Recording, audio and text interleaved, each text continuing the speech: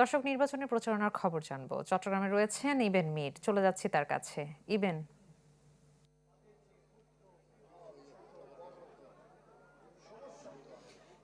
আমি আছি খুলশী ঝাউতলা, যেটি চট্টগ্রাম 10 আসন। এই আসনে ধানের শীষের প্রার্থী সাইদ আল নোমান, তিনি এই মুহূর্তে গণসংযোগ করছেন।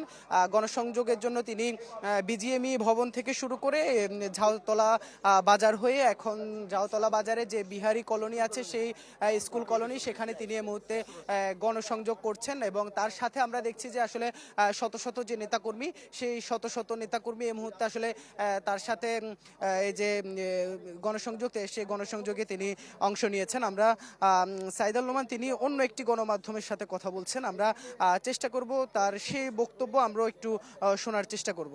পড়াশোনার মান, সাথে তাদের চিকিৎসা সেবা, নিজেদের কোনো জায়গাতেই জনগণ যেন শান্তি স্বস্তি খুঁজে পাচ্ছে না।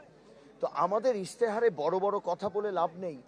মানুষের যে আসল সমস্যাটা, সেই আসল সমস্যাটা প্রথমত জানতে হবে, যেটা আমরা জানি, এবং সেই সমস্যার সমাধানের কথা বলতে হবে।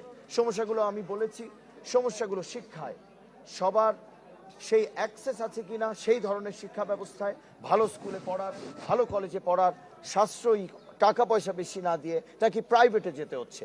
সাথে চিকিৎসা, এটা সাশ্রয়ীও না, এটা সার্বজনীনও না। আমাদের চিকিৎসা ব্যবস্থা, সেটাই আমূল পরিবর্তন আনার জন্য কিন্তু আমাদের নেতা জনাব তারেক রহমান, আমার বিশ্বাস আগামী রাষ্ট্রনায়ক, তিনি অলরেডি পলিসি টিম করে তিনি যে বলেছেন আই হ্যাভ আ প্ল্যান, তার মধ্যে একটি বিশাল যে প্ল্যানের অংশ, সেটি হলো চিকিৎসার যে ব্যবস্থাপনা, সেটা নিয়ে তিনি কাজ করেছেন। এবং ধন্যবাদ। আমরা আসলে যেমনটি শুনছিলাম, তিনি যেমনটি বলছেন যে আসলে বিএনপি। ইবেন, আপনাকে ধন্যবাদ। দর্শক, চট্টগ্রামে নির্বাচনের প্রচারণা খবর জানাচ্ছিলেন সহকর্মী ইবেন মীর।